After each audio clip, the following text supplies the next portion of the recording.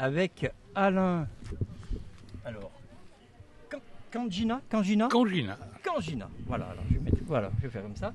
Alors vous êtes venu, voilà, m'a amené beaucoup de livres. 5. Voilà. Donc ici, alors on va en parler sommairement chacun. Vous présenter votre travail. Donc le premier, c'est, on va laisser passer le train. Non, le premier c'est cela. C'est cela, voilà. Parce que du coup, voilà. Alors, tome 1 et tome 2. Voilà. Alors, on va en parler. Alors, le premier, c'est les bons contes font les bons amis. Très belle expression. Hein. Oui, très belle. C'est un recueil de contes, comme le titre l'indique.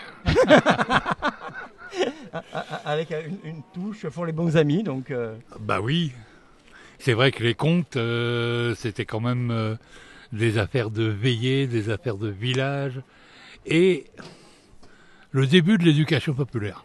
Effectivement, on retrouve encore ces veillées, parfois dans des villages le soir, on en retrouve un petit peu. Ça devient très compliqué. Ça devient très compliqué. Malheureusement, le marketing a fait qu'on a pensé, et surtout Walt Disney, on fait penser que les contes c'était pour les enfants. Oui. Moi je dis, les contes ne sont pas faits pour endormir les enfants, mais pour réveiller les grands. C'est beau, c'est sympa. Voilà. Alors, comme il y a eu un tome 1, forcément, il y a un tome 2. Il y a un tome 2, hein, parce qu'il y a de l'idée. Hein. Voilà, comme je suis conteur, le premier tome, c'était les contes que je faisais régulièrement en scène. Et le tome 2, c'est les contes que je fais très peu souvent, mais néanmoins que j'aime beaucoup. Oui. Voilà, parce que y a des contes qui se prêtent à la scène, et à mon avis, il y a des contes qui se prêtent à une lecture individuelle. Donc voilà, je les mets là. Voilà. Oui, et le troisième volume de contes, il est un tout petit peu plus particulier dans le sens où, c'est celui-ci, voilà, je ne me trompe pas, hein, voilà, dites, hein. Chacun y trouve son compte. Ouais, chacun y trouve son compte. C'est d'abord un regroupement autour du thème de la curiosité, en démarrant de la mythologie grecque avec effectivement la boîte à Pandore, avec Pandora. Oui. Ouais. Et puis, comme j'aime beaucoup les fées, j'ai fabriqué carrément un vrai conte sur les fées, mais en m'amusant, avec la fée qui aide les femmes à avoir des enfants, donc c'est la féconde.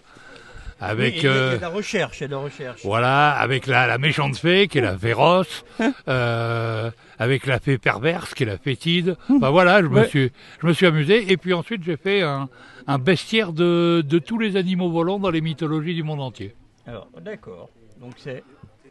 Voilà. Alors peut-être avant de vous présenter le deuxième, il faut juste dire quand même que les contes, eux, protègent la vie. Parce que si Scheherazade n'avait pas eu les contes, elle aurait eu la tête coupée. Et on va faire l'aparté parce que sur les contes, cette envie de conte, c'est de l'enfance, ça vient d'où? Enfin, je vais pas faire vous étiez bercé. C'est une très longue histoire. Ouais. J'ai lu beaucoup de contes quand j'étais gamin, et puis je les ai délaissés, et puis j'y suis revenu parce que je me suis aperçu qu'ils étaient chargés de réponses pour ceux qui veulent en trouver. Effectivement, voilà, c'était parce que effectivement les veillées, ça, il y en a encore quelques, je vois que ça se perd quand même, effectivement, mais il y a quelques, il y a 5-6 ans, on voyait quelques veillées dans les villages. Ouais. Aujourd'hui, on les voit plus. Là. Malheureusement. Voilà. Ensuite, donc du coup, comme les contes protégeaient la vie, j'ai parlé de ces femmes, enfin de la qualité féminine, des femmes remarquables, qui fait passer la vie, c'est les femmes remarquables. Voilà. Alors on a Hildegarde de Bingen, Simone Veil. La philosophe. La philosophe, oui, on est bien, oui, parce que à chaque fois il y a un peu confusion entre on va dire la politique et la philosophe. Voilà. Etty Ellison et Louise Michel aussi, qui sont 4 femmes remarquables. Hein. Voilà, et je rajoute 2 femmes, mais j'ai pas mis les portraits sur la couverture parce qu'on n'en avait pas et je voulais pas mettre une représentation de ces femmes, c'était manquer de respect à mon avis. Il s'agit de 2 béguines. Les béguines étant ce mouvement de femmes au Moyen-Âge qui faisait communauté en dehors de la puissance papale. D'accord, oui, on apprend des choses. Hein. Donc c'est très riche. Vous avez une écriture qui est très riche. On passe du conte à à la recherche historique sur avec oui, les mais femmes. ce qui est logique, parce que comme les contes protègent la vie, les qualités féminines sont passeuses de vie. D'accord. C'était logique. Ouais. Après les messages, les messagères. Et comme je parlais de la vie, j'ai pas pu m'empêcher de faire un livre sur ce qu'était la vie. Alors, on va le montrer. Voilà, la vie, c'est telle qu'elle vit. La vie, c'est quelle vie. C'est elle qu'elle vit. Du verbe savoir. Voilà. Et voilà, La vie est-elle consciente, a-t-elle un projet parce qu'il y a beaucoup de gens qui disent oui, la vie, elle est belle, la vie, elle est gentille, la vie, elle est méchante. Moi, je pense que la vie, c'est la vie. Voilà, et que les qualificatifs qu'on peut lui ajouter ne sont que des projections humaines. Mais la vie en elle-même, elle, la seule chose qu'elle a à faire, c'est de perdurer.